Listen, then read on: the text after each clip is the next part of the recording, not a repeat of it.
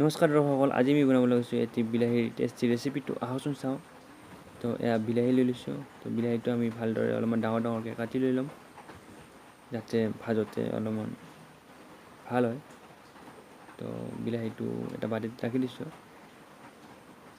বিলাহীখিনি কাটা হৈ যোৱাৰ পাছত আমি এয়া নিমখ দি দিছোঁ, হালধিৰ গুড়া আৰু এয়া হ'ল ধনিয়াৰ গুড়ি, শুকান জলকীয়াৰ গুড়ি, জিৰাৰ গুড়ি আৰু এয়া হ'ল নৰসিংহৰ পাত। তো এইখিনি আমি ভালদৰে মিক্স কৰি ল'ম, যাতে বিলাহীটোৰ লগত মছলাখিনি ভালদৰে মিহলি হৈ যায়। আৰু এয়া আমি তেল দি দিছোঁ এখন টাৱাত, আৰু তেলখিনি গৰম হোৱাৰ লগে লগে আমি বিলাহীৰ পিচকেইটা ইয়াতে দি দিছোঁ, এনেকৈ এটা এটাকৈ।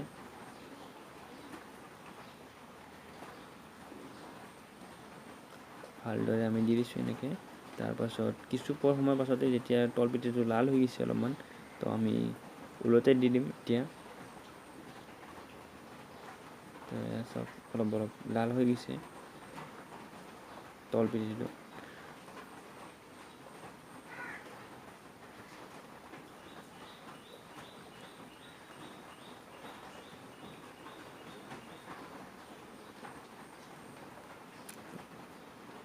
তো এনেকৈ দি দিছোঁ অলপমান, যাতে তেলবিলাক বিলাহীত লাগি যায়।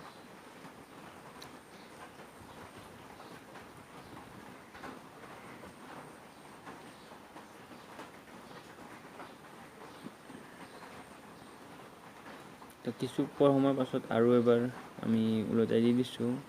এইটো প্ৰায় হৈয়ে গৈছে,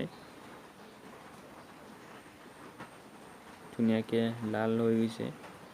তো এইটো হৈয়ে গৈছে আৰু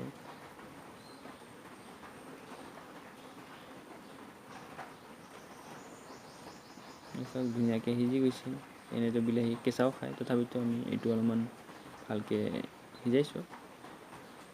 তো আশা কৰোঁ এই ভিডিঅ'টো আপোনালোকে ভাল পাইছে। যদি ভাল পাইছে প্লিজ লাইক, শ্বেয়াৰ, কমেণ্ট আৰু ছাবস্ক্ৰাইব কৰি দিব। Thank U.